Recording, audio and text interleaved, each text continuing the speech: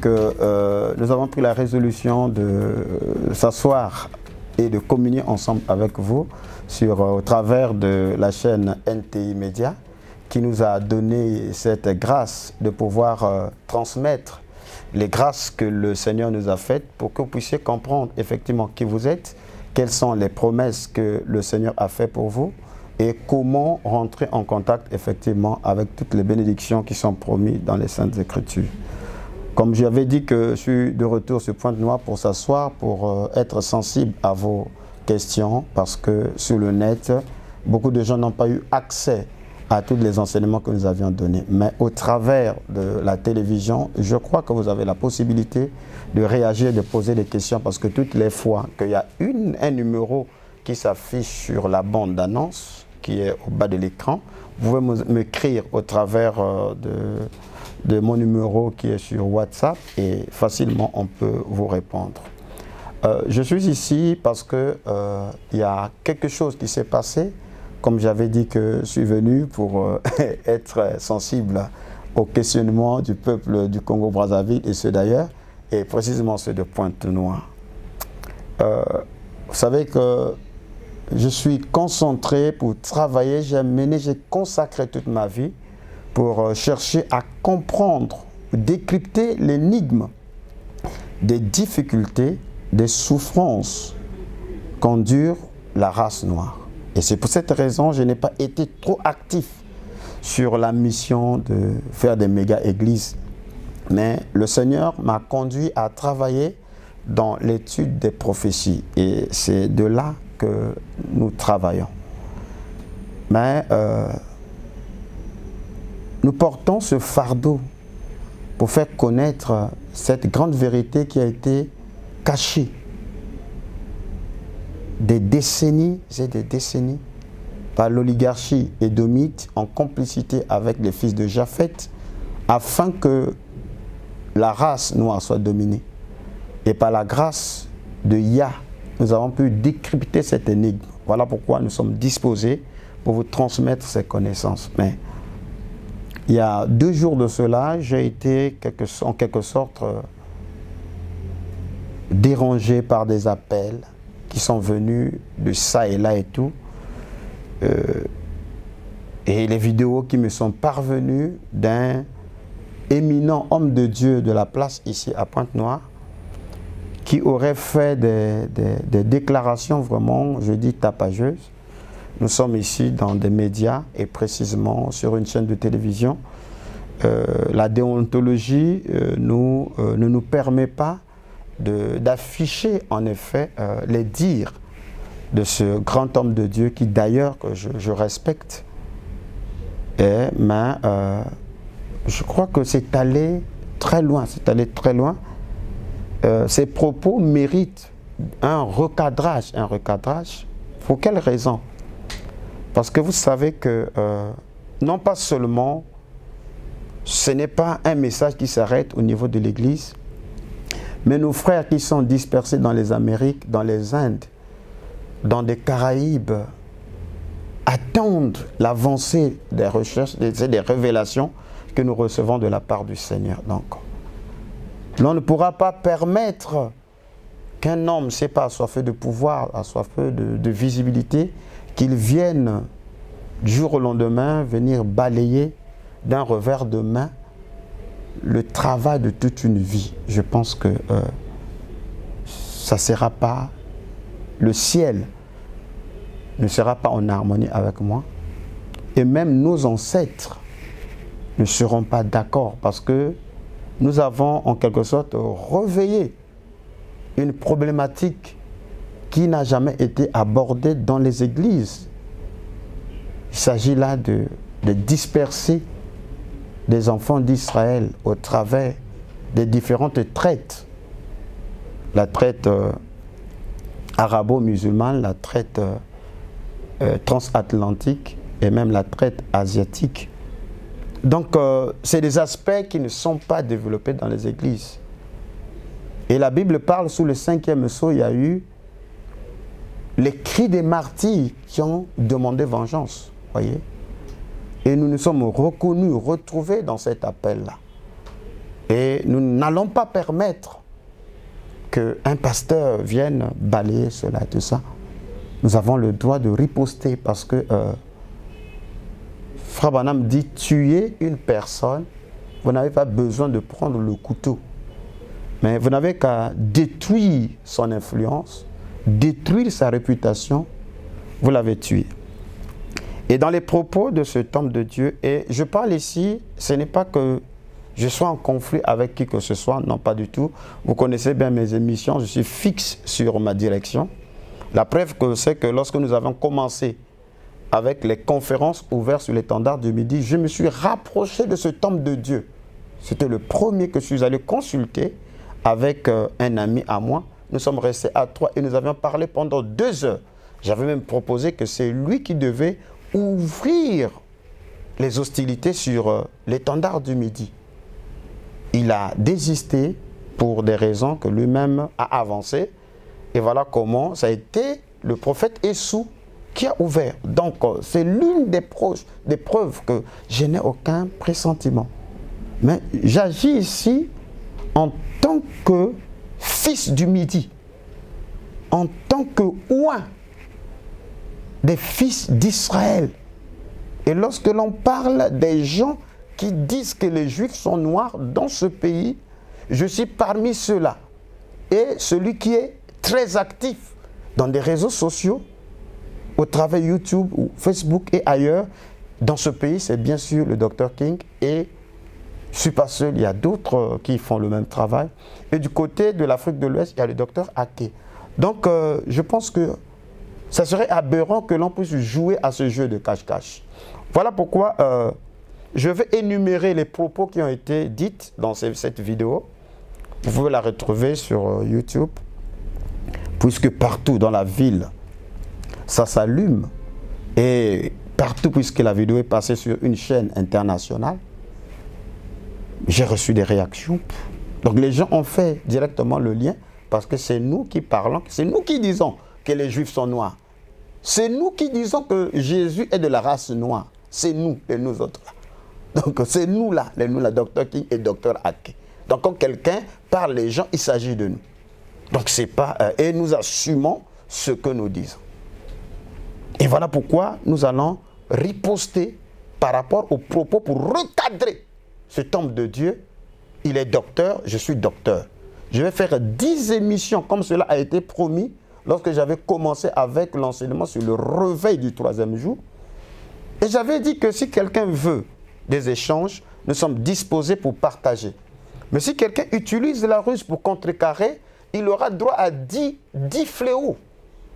Et je suis fidèle. Et je viens pour faire 10 émissions.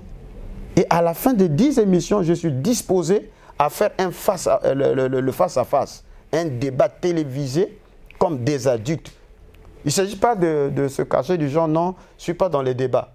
Nous avons commencé nos ministères sur des plateformes télévisées à Pointe-Noire ici. Et les gens sont passés sur des chaînes pour débattre avec les pentecôtistes. Il y a des gens qui vont à Brazzaville et ici pour aller confronter Mbota, Boris, parce qu'ils pensent que leurs opinions diffèrent des opinions de Mbota, Boris. Donc moi aussi je lance ce défi-là. À la fin des 10 émissions, je lance un défi pour qu'il y ait un dialogue, un débat ouvert qui sera télévisé parce que les propos qui ont été employés sont très dangereux. Et s'il n'y a pas de débat, je tiendrai une conférence ouverte sur cette problématique-là. L'homme de Dieu aurait dit que Branham n'a jamais dit que Jésus est noir. Et donc, puisque nous disons Jésus est noir, c'est sorti de ces mots que c'est un blasphème. Donc, du coup, déjà, nous sommes revêtus ou placés dans la peau des blasphémateurs. C'est le premier point. Que Jésus, les apôtres, soient noirs, en quoi cet enseignement doit ajouter à la foi de l'enlèvement? Nous allons traiter, nous avons déjà commencé à traiter sur ces problèmes-là. Le troisième point, plus de temps pour apprendre après William Branham, bon moi ça je passe, parce que si une religion vous empêche d'étudier, elle est morte. Elle devient même un danger pour la société. Je ne permettrai pas à ma fille ou à mon fils d'intégrer une telle religion qui vous empêche à réfléchir, à lire, à faire de recherche. Branham est mort en 1965. Il y a de cela 57 ans, c'est-à-dire plus d'un demi-siècle. Donc vous pensez que les connaissances se sont arrêtées après la mort de Frère Branham. Puisque vous lirez dans la terminologie de Branham, le seul savant qu'il connaît, qui est au top, c'est Albert Einstein. Donc les Hawkins, les Stephen Hawkins, qui sont venus après, comme ils ne sont pas dans les brochures de Branham, ça veut dire les trous noirs et toutes ces découvertes, avec aujourd'hui la nanotechnologie et tout ça, la conquête spatiale, donc ça n'existe pas quoi. Parce que ça ne se trouve pas dans les brochures de Frère Branham. Moi, si je me retrouve dans une telle religion, mais je fais sortir mes enfants parce qu'ils deviennent des dangers publics, des dangers dans la société. C'est même une rupture de l'évolution. J'en passe. Bon, il a été dit que c'est Satan qui surfe sur cette vague de frustration des Noirs pour penser que leur héritage a été volé, tout leur a été volé et que c'est faux. Ah non, là, je vais m'accentuer là. Parce que là, ça touche la traite négrière. Les 400 ans de servitude, j'y reviendrai profondément. Et même si on n'arriverait pas à développer cela pendant ces 10 émissions, j'y reviendrai là-dessus. Bon, il a aussi dit que Pierre, Jacques et Jean étaient des Noirs. C'est faux. Il a parlé des 10 types de Noirs. Bon, là, j'en passe. Et qu'en 1954, bon, les Juifs parlant que des Juifs blancs en Palestine, parce que c'est nous qui avons dit que les vrais Juifs sont noirs. Et ils sont en Afrique, ils sont encore en Afrique. Bon, parce que Frère Branham a dit que les Juifs sont noirs. C'est en 1954. Et quand on dit que les Juifs sont noirs, en 1954, il n'y avait pas de Juifs en Afrique, en Palestine.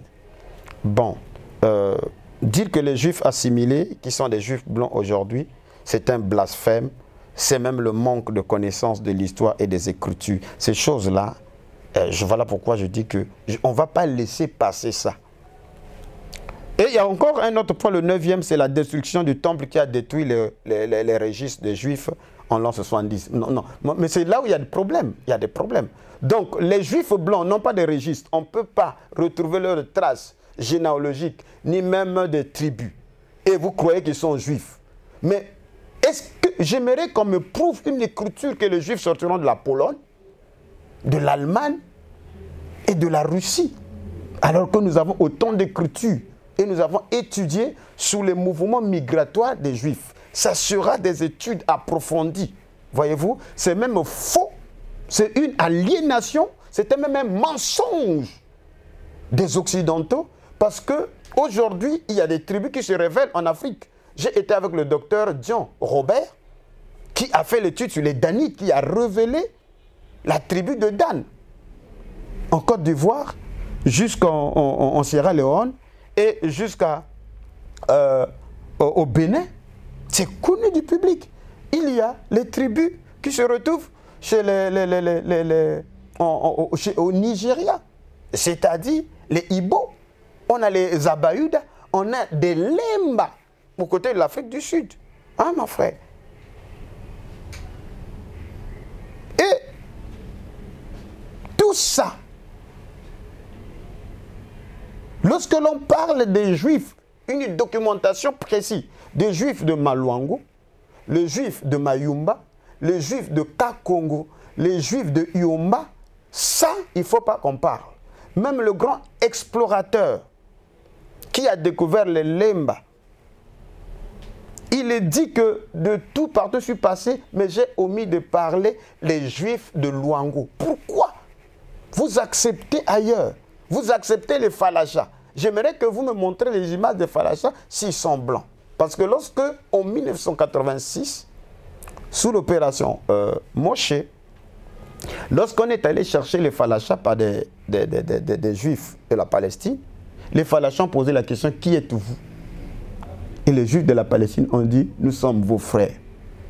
Vos frères comment? Nous disons nous sommes juifs. Et ils ont dit nous sommes israélites. Ils ont dit comment vous êtes devenus blancs? Parce que nous, il y a 2500 ans, nous sommes ici en Éthiopie. Nos frères sont descendus un peu plus bas. D'autres sont allés vers l'Afrique de l'Ouest. Mais vous avez pris quel chemin et comment vous avez été blanchis? Mais je vous montrerai comment on a stérilisé les femmes falachas. Comment on peut ramener les gens en Palestine pour les stériliser? Qu'est-ce que ça cache tout ça? Donc, cette affaire des registres qui ont été perdus. D'ailleurs, est-ce que vous connaissez l'histoire? Puisqu'au temps de Jésus, il n'y avait pas les 12 tribus en Israël. Il n'y en avait que deux, une partie des deux. Parce que la plus grande partie des 12 tribus d'Israël se retrouvait déjà en Afrique. J'y reviendrai. Les émissions, les prédications sur l'étude du retour d'Israël en Afrique sont sur le site ou la chaîne YouTube de l'Étendard du Midi. Allez-y, fouillez. Ces enseignements-là sont déjà disponibles. Mais comme nous sommes ici sur le défi des 10 émissions et des conférences, nous allons y revenir. Bon, l'homme de Dieu est allé jusqu'à dire que si lui il était des Israélites, ils allaient nous poursuivre dans des tribunaux et tout ça parce que nous sommes en train de dénigrer le peuple de Dieu. Voyez-vous, l'Africain a un problème. Il n'y a que l'Africain qui trahit l'Africain. Vous voyez comment on vous dit que quand je vous disais que ce qui va amener la persécution, ce n'est pas le message de l'enlèvement, fameux enlèvement qu'on dit dans les églises. C'est ça. D'y parler de Sophonie 3.10, c'est la clé d'Israël qui est dispersée au-delà du fleuve de l'Éthiopie, qui vient modifier toute l'eschatologie européenne. Je suis à Brazzaville avec un ami à moi qui est docteur en théologie. Et quand j'ai donné cet enseignement, l'un des anciens a dit il faut que ces enseignements soient mis dans le cadre d'un module de théologie. Pourquoi? Parce qu'il y a un docteur qui m'a fait savoir que eux, au niveau de doctorat en théologie, on les a contraints d'étudier d'abord la civilisation grecque et romaine, parce que c'est pour les rattacher à l'Église. Et ensuite, ils ont étudié la fameuse fausse théorie d'Éphraïm et Manassé, montrant que l'Empire britannique, c'est-à-dire les Anglais, sont des Juifs et les Américains sont des Juifs. Il y a une fausse théorie comme ça qui existe. Et c'est étudié dans des écoles théologiques à haut niveau. Donc tous nos pasteurs, tous nos théologiens sortant de l'Europe, ils ont ça dans leur esprit. Mais ça, personne ne discute. Frère Branham, dans la prédication, les 24 anciens, il ressort ça comme étant Éphraïm et Manassé. Parce que j'ai ce document-là, je crois que les infographes vont afficher ça. Ça s'intitule « Les anglo-saxons dans la prophétie biblique ». C'est un mensonge bien monté. Et je viendrai ici pour détruire ça. Et nous allons imposer la théologie d'Israël au-delà des fleuves de l'Éthiopie. Et s'il y a confrontation, on va s'asseoir avec des rabbins, avec des prêtres et avec des pasteurs. On va discuter. C'est une question d'identité. Et elle a pour base l'écriture. Puisque vous soutenez que les registres ont disparu. Ça veut dire qu'on va aller sur des principes scientifiques, anthropologiques et linguistiques pour détecter lesquels qui sont réellement les Israélites de la Bible. Quels sont les descendants. Donc n'amenez pas des histoires fameuses que l'antisémitisme. Nous sommes des sémites. Et nous avons toutes les preuves possibles. Et nous pouvons soutenir avec les Écritures la science, l'histoire, l'anthropologie, les propos que nous tenons. Mais je vous donne un exercice. Vous, les chers téléspectateurs, demandez à vos pasteurs qu'on vous donne la liste des vrais noms de la Bible. Pas les noms francisés. Les noms de la Bible. Les Matthieu, les Marc, les Jacques. Parce qu'il n'y a pas un juif qui s'appelle Jacques. C'est une falsification. Abraham ne s'appelle pas Abraham. Isaac ne s'appelle pas Isaac. Josué ne s'appelle pas Josué. Caleb ne s'appelle pas Caleb. Michée ne s'appelle pas Michée. Ésaïe ne s'appelle pas Ésaïe. Posez à vos pasteurs, puisqu'ils ont dit que c'est moi qui blasphème, qu'ils vous donnent les noms hébreux. Pourquoi les Européens ont changé ces noms-là? Depuis qu'on change le nom, vous qui pensez croire mieux Branham, Branham en Kikongo on dit Branham, en Lingala on dit Branham, dans toutes les langues on dit Branham, pourquoi vous ne changez pas ça? Vous avez pensé seulement changer les noms de nos pères qui sont dans la Bible. Restaurez ça, vous allez voir. Et si vous ne faites pas ça, je viendrai avec des noms originaires et vous comprendrez que ce sont nos noms. Les personnages de la Bible, les prophètes de la Bible, ce sont nos aïeux. Ils ne sont pas français, ils ne sont pas anglais, ils ne sont pas grecs. C'est de ça qu'il est question. Il ne s'agit pas du tribunal, il s'agit du débat. On va s'asseoir et on débat. Parce qu'il y a la question blasphématoire ici. On saura qui blasphème et qui ment. Parce que le père du mensonge, c'est le diable. Qu'est-ce que ça va vous faire de savoir que vous êtes des juifs? Que Jésus soit blanc ou noir. Mais on vous a mis des mensonges dans la tête. La Bible dit que tu connaîtras la vérité et la vérité t'affranchira. Donc ces gens-là qui ont changé tout ça, ils ont changé par hasard.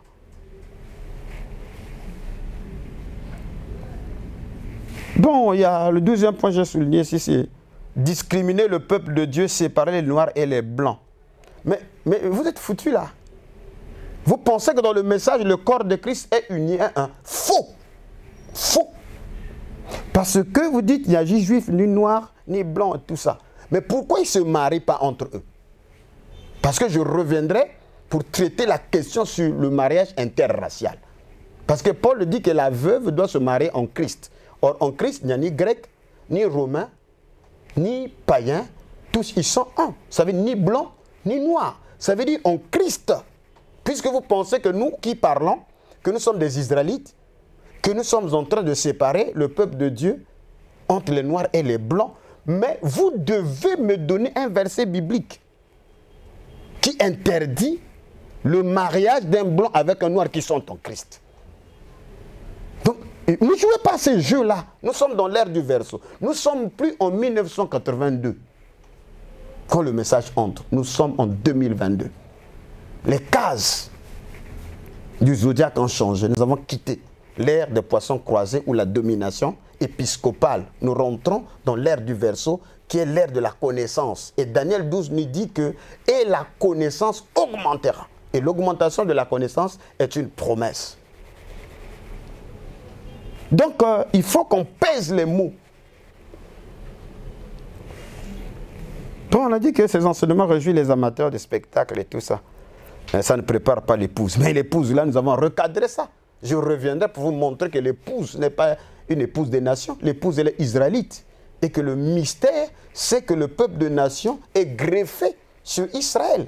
Il n'y a pas une épouse des nations, ça n'existe pas. C'est une doctrine encore erronée. J'y reviendrai. Et s'il faut tenir le débat, moi je suis ouvert pour tenir ce débat-là. Et s'il n'y a pas de débat, je tiendrai des conférences ouvertes dans la ville. Bon, l'homme de Dieu a clôturé par, il connaît certaines vérités que nous ne connaissons pas, et le jour qu'il prêchera ça, ben, les gens vont changer. Mais c'est ce que nous voulons. Mais pourquoi s'il y a des connaissances plus élevées, et que vous ne les dites pas au peuple de Dieu? Mais vous accomplissez Romains chapitre 1er, le verset 18 au verset 19, qui dit que la colère de Dieu se révèle du ciel contre toute impiété, toute injustice des hommes qui retiennent injustement la vérité captive. Mais si vous avez ces connaissances-là, mais dites-les. Ne détruisez pas les autres. Paraissez. Nous, ce que nous disons, nous n'en prenons pas aux gens. Nous disons ce que le Seigneur a mis à notre cœur, à notre disposition. Il y a Moïse Bié qui a chanté, pour que tu fasses quelque chose, il ne faut pas chercher à détruire l'autre. Ça ne tient pas. À moins qu'il y ait un autre problème. Parce que si vraiment les hommes de Dieu ont aussi cette révélation, ça va accroître l'équipe et nous avançons ensemble. Mais sinon, venir pour assailler les autres, pensant qu'ils sont sous l'influence du diable et tout ça. Non, ce n'est pas possible. Maintenant, je vais lire Lamentation chapitre 5, le verset 1 à 2, parce que je suis derrière le temps.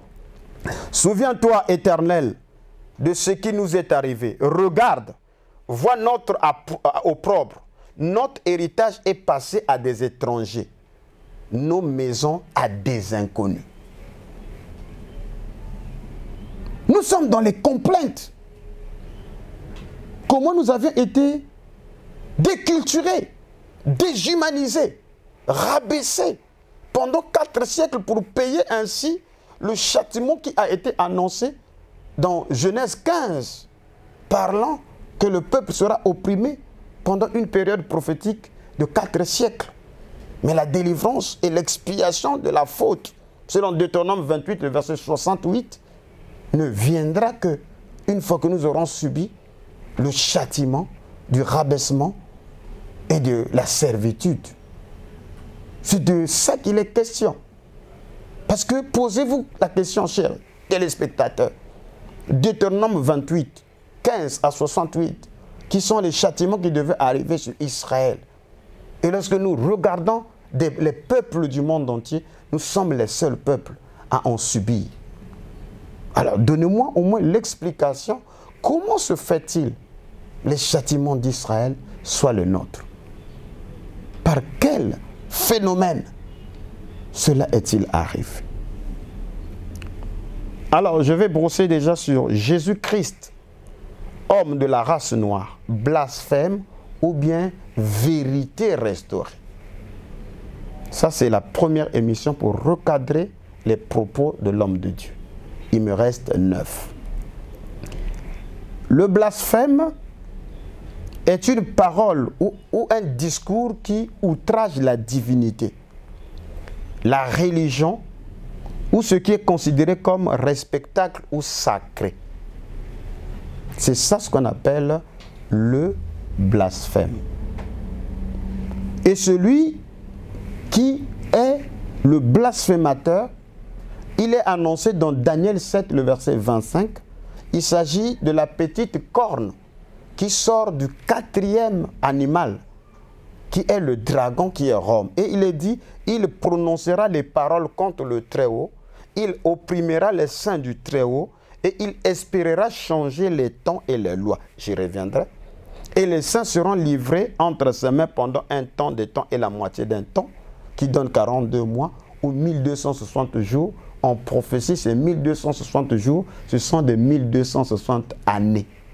Donc, je reviendrai pour vous montrer précisément que la période de rabaissement où les deux traites ont approximativement duré cette période de 1260 jours. Donc, ce sont des prophéties qui nous montrent comment Rome devait assujettir et dominer, opprimer le peuple saint.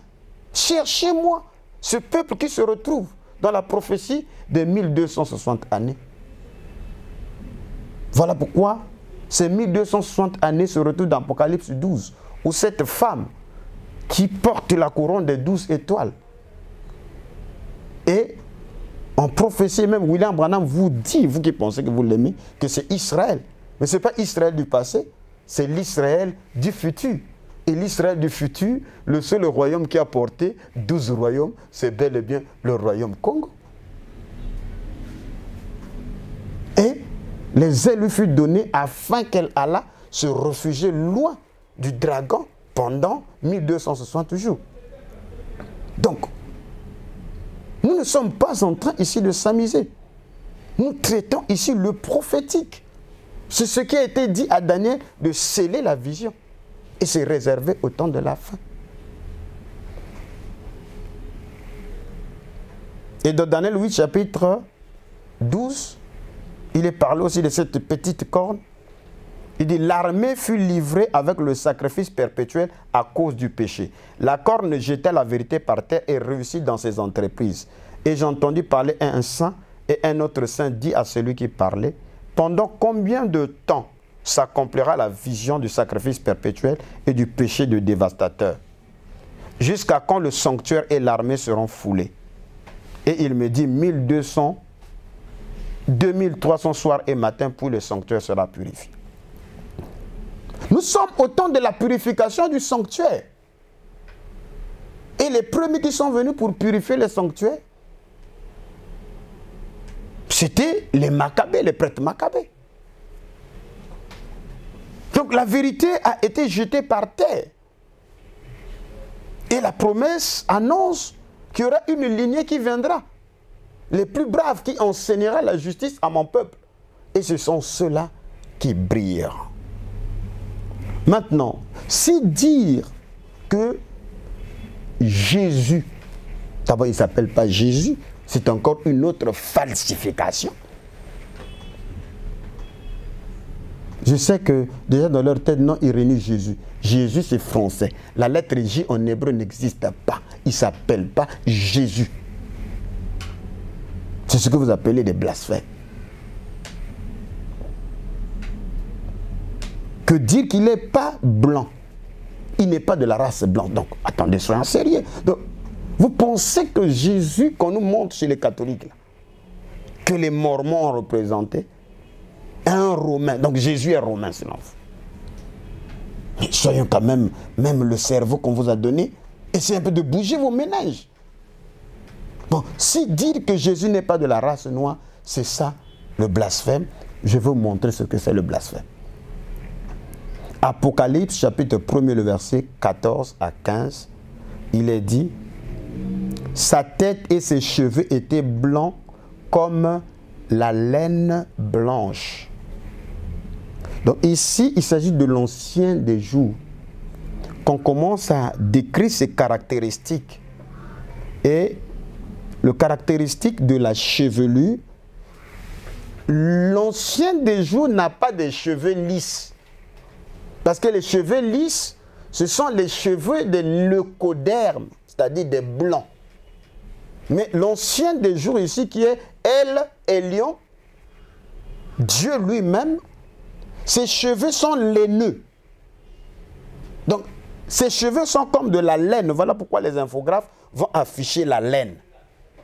Les cheveux laineux ne sont que l'héritage des nègres, ce qu'on appelle aujourd'hui des nègres. Parce que les Égyptiens représentaient leurs dieux comme étant des dieux noirs, parce qu'eux-mêmes, ils étaient des noirs. Et le Dieu qui apparaît aux Hébreux, il apparaît à eux selon leur physionomie ou morphologie. Voilà pourquoi Jean n'a pas de difficulté de décrire le Fils de l'homme ici, qui est Jésus. Parce que vous savez bien que l'ange d'Apocalypse 1, c'est le Seigneur Jésus-Christ ressuscité, mais au niveau de ses chevelures, ce sont des cheveux crépus dans les anciennes traductions. Et nous reviendrons avec ces Bibles en manuscrit pour vous lire. Dans Daniel 7, le verset 9, et vous allez comprendre ce que c'est le blasphème. Et vous allez comparer avec les images que vous avez dans vos maisons, dans les églises, avec Jésus avec des cheveux lisses, avec un nœud comme le nœud des Européens, avec des yeux bleus. Ce n'est pas Jésus. C'est ça le blasphème. Jeter la vérité par terre. Vouloir changer les lois et les temps. Changer l'écriture. Voler l'héritage. C'est ça le blasphème, Jésus blanc. C'est ça le blasphème. Daniel 7, le verset 9, il dit, je regardais pendant que l'on plaçait les trônes et l'ancien des jours s'assit. Son vêtement était blanc comme la neige et ses cheveux, les cheveux de sa tête étaient comme la laine pure. Est-ce que les blancs ont des cheveux comme la laine pure? La laine pure, c'est les poils du mouton. C'est crépus, c'est crépus. Donc lorsqu'on veut comparer les cheveux de l'ancien des jours, ce sont des cheveux blancs, mais crépus, crépus. C'est des cheveux laineux. Alors, montrez-moi un blanc avec des cheveux laineux. Puisque selon vous, il est blanc. Et que nous qui avons dit qu'il est de la race noire, vous nous avez taxé de blasphème. Alors, affichez, les infographes vont afficher la laine et le Jésus d'Hoffmann, le Jésus de Salma et les autres Jésus avec des yeux bleus, comme un Italien. Donc selon vous, Jésus était un Italien. Je prends un autre indice dans Apocalypse 2, le verset 18. Écrit à l'ange de l'église de Thyatire, voici ce que dit le Fils de Dieu. Qui est le Fils de Dieu? Ici, c'est l'ange qui parle à Jean. Et il dit, celui qui parle, c'est le Fils de Dieu. À moins qu'il ait deux Fils de Dieu. Hein. Mais nous savons que le Fils de Dieu est apparu pour détruire les œuvres du diable. Et le Fils de Dieu, c'est le Seigneur. Mais ici, ce n'est pas le Seigneur en chair, il est même dans la forme ressuscitée. Le Fils de Dieu, celui qui a des yeux comme une flamme de feu et dont les pieds sont semblables à l'airain ardent, c'est-à-dire le bronze. Chers téléspectateurs, voyez bien l'image du bronze. Donc, les pieds du Fils de Dieu sont en bronze. Et voyez bien la couleur du bronze. Si c'est la couleur des blancs. Puisque c'est ça, selon vous, les blasphèmes, ce que vos pasteurs vous disent. Ézéchiel 40, le verset 3. Et il me conduisit là, et voici, il y avait un homme dont l'aspect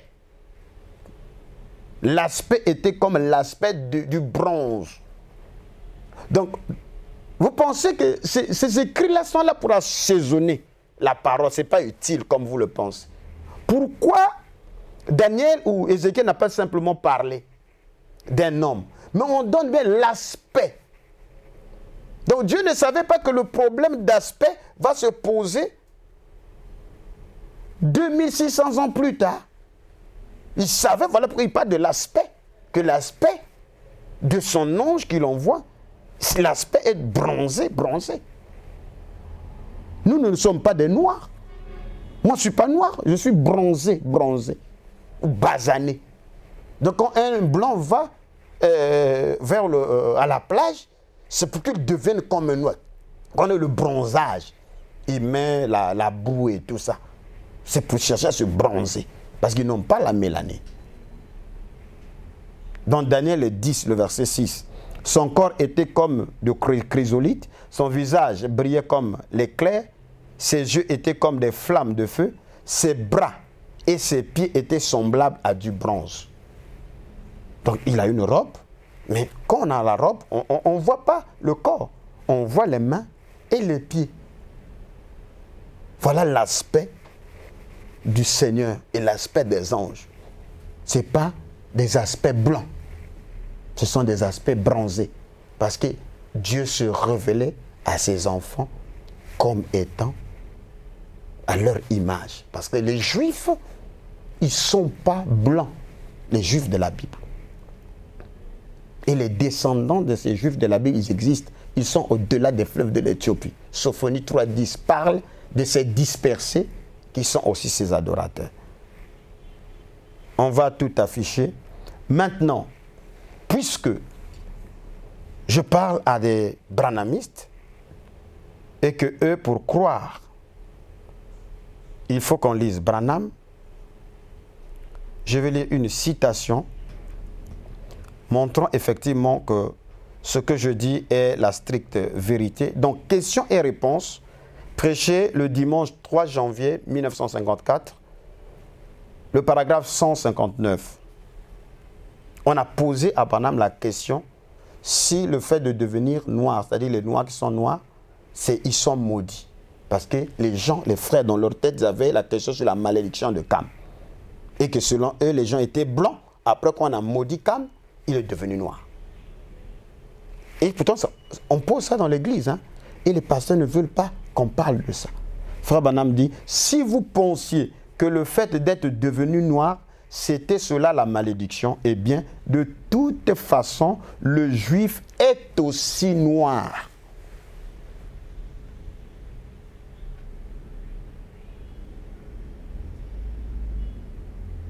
Alors, où est le blasphème en ce moment-là? Alors, jugez, téléspectateurs, qui blasphème là? Puisque les gens s'appuient sur Branham, il dit que si le noir ou l'Africain est maudit, le juif est aussi noir. Bon, dites-moi, nous sommes en 1954. l'État d'Israël est créé en 1948. Est-ce qu'il y avait des Noirs là-bas? Parce qu'on parle des Juifs noirs, les premiers qui ont été reconnus, c'est bien sûr les Falachas sous l'opération Moïse de les années 80. Donc Branham n'est plus. Où est-ce qu'il a vu ces Juifs noirs? Au paragraphe 168, la même brochure, il dit « Allez chez les Juifs, vous me direz que tous les Juifs ont un teint sombre. » Vous voyez? Donc il y a un débat. Donc la thèse des Juifs noirs existait déjà. Les Marcus Garvey et tout ça. Les pères du panafricanisme, de l'afrocentrisme, ils avaient déjà développé ces thèses. Donc Frère Branham était au courant que les Africains réclamaient leur judaïté. Il dit le juif est une personne brune. Brune, ce n'est pas blanc. Brune, ce sont des expressions qualifiant la race noire. Qu'importe comment vous les classez, mais j'aimerais que ça sonne bien dans vos oreilles là. Brune, ce n'est pas la race blanche. Brun, ce n'est pas la race blanche.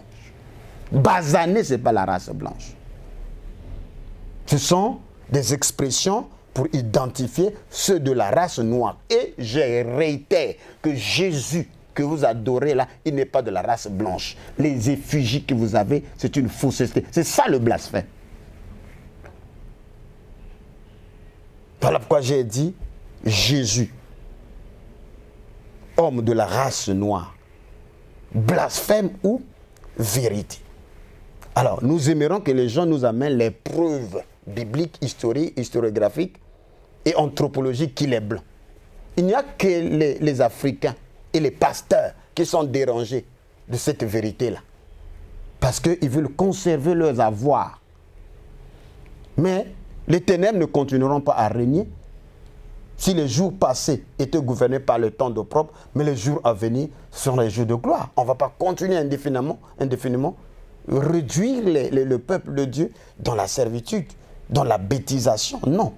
La Bible dit, mon peuple ne sera plus jamais dans la confusion. Il dit, mais j'en ai vu beaucoup qui avaient des cheveux roux et des yeux bleus avec une peau claire. Ça s'appelle des exceptions. Sinon que la base génétique, la base morphologique des Juifs, ils sont des personnes de teint sombre. C'est écrit là. Maintenant, ils se cachent derrière Branham comment? Bon, Pierre, Jacques et Jean sont noirs, c'est un blasphème. Je vais lire une autre écriture. Dans ces mois, prêché le mercredi 20, 7e mois 1960, le paragraphe 23. Là, Frère Branham commence à parler du dialogue entre, l'événement entre Nathanaël et Jésus. Il dit, je vais clôturer par là pour revenir dans l'émission prochaine. Bien ceci l'a étonné, il ne savait alors que dire. Il demandait comment lui savait ce dont il était. Or, ce n'était pas parce qu'il était habillé comme un Israélite. En effet, tous les orientaux, ils pouvaient être bien un arabe, ou alors ils pouvaient bien être un grec. Ils portaient tous des robes avec des turbans, exactement comme les gens le font en Orient. Ils pouvaient bien appartenir à l'une de ces plusieurs différentes sortes des peuples d'alors, là dans la région orientale. Mais il ne s'agissait pas de son habillement. Il ne s'agissait pas de la couleur de sa peau. Ils étaient tous bruns sombres. Donc Nathanaël, Jésus n'a pas reconnu comme étant un juif ou un Israélite en qui il n'y a point de fraude. Ce n'était pas à cause de son habillement. C'était pas à cause de la couleur de sa peau. Frère Branham dit qu'ils étaient tous bruns, sombres. Donc tous là. Sauf Jésus avec ses disciples. Eux, ils étaient des blancs. Voyez-vous le problème, l'aliénation. Mais ça ne peut plus marcher, mon frère, aujourd'hui. Voilà pourquoi j'ai dit que je n'accepte pas qu'on vienne détruire le travail de toute une vie. Ce n'est pas possible. Ce n'est pas possible. Et je ne laisserai pas le gazam dévorer les semences qui commencent à prendre vie dans les enfants d'Israël, alors que la mémoire commence à revenir et que les pasteurs qui sont à la solde des Occidentaux, venir par des dires, balayer cela. Mon frère, je suis le Dr King, israélite au-delà des fleuves de l'Éthiopie, prince du Midi. Je parle clairement. Je ne fais pas de jeu de cache-cache. Je ne me cache pas quand je parle. Je parle pour restaurer l'identité perdue des enfants d'Israël. Et je déclare haut et clair que Jésus, que vous adorez, le Seigneur, il n'est pas de la race blanche, il est de la race noire. Les apôtres de l'agneau, les Israélites de la Bible, ils ne sont pas de la race blanche, ils sont bel et bien de la race noire. Et voilà, nous ouvrons par ces paroles la première série de ces 10 émissions pour vous montrer que c'est nous, moi et le docteur Ake, et tant d'autres, qui disons que les Juifs de la Bible sont de la race noire, et nous démontrons que lors des différentes dispersions, ils ont fui en Afrique, et que nos traditions, nos us et nos coutumes, les langues que nous parlons, ce sont l'héritage des Israélites. Et ces choses-là sont gardées en nous. C'est pour qu'au temps de la fin, conformément à ce qui a été annoncé dans Ésaïe 11:11, que l'Éternel étendra pour la seconde fois sa main afin de racheter son peuple. Sophonie 3:10, qui parle d'au-delà des fleuves de l'Éthiopie, mais dispersés, les enfants d'Israël, mes adorateurs, m'apporteront des offrandes. Ésaïe 19, le verset 18, parle. En ce temps-là, 5 villes dans le pays d'Égypte parleront la langue hébraïque. Nous allons vous démontrer que les langues que vous parlez, ce sont des débris même du paléo-hébreu. Parce que vous pouvez faire tout, mais l'empreinte linguistique, vous ne pouvez pas enlever cela dans un peuple. Sa culture, vous ne pouvez pas la voler. Vous pouvez les abrutir, mais la culture est là. Mais le Père savait que selon Daniel 11, viendront les étoiles qui viendront réveiller et donner instruction à la multitude. Et ce peuple-là se retrouvera. Parce qu'après 2300 soirs et matins, ou 2300 années, et le sanctuaire sera purifié. Et précisément, nous rentrons dans cette phase de la purification du sanctuaire. Les princes maccabées, les prêtres maccabées sont de retour pour purifier le sanctuaire. Ce n'est pas étonnant, aucun pasteur, qui qu'il soit, ne pourra vaincre ce réveil ici. Il est déjà implanté, ça se repasse. Ça rentrera dans ces églises-là. Tenez-vous tranquille. C'est déjà rentré. C'est déjà rentré, vous ne pouvez pas vaincre cela, parce que ce n'est pas l'affaire d'un homme, c'est Dieu lui-même qui agit selon le temps. Encore merci pour votre attention. Merci parce que vous êtes fidèles. Je crois que vous avez eu des palpitations et vous avez attendu que cette réaction vienne de la part de votre frère Israël au-delà du fleuve de l'Éthiopie, et nous sommes à votre disposition. Nous sommes qu'au début, il y a 9 autres qui restent. Que Yah d'Israël vous bénisse richement. Merci. Étendard du Midi, une vision globale du réveil du Midi.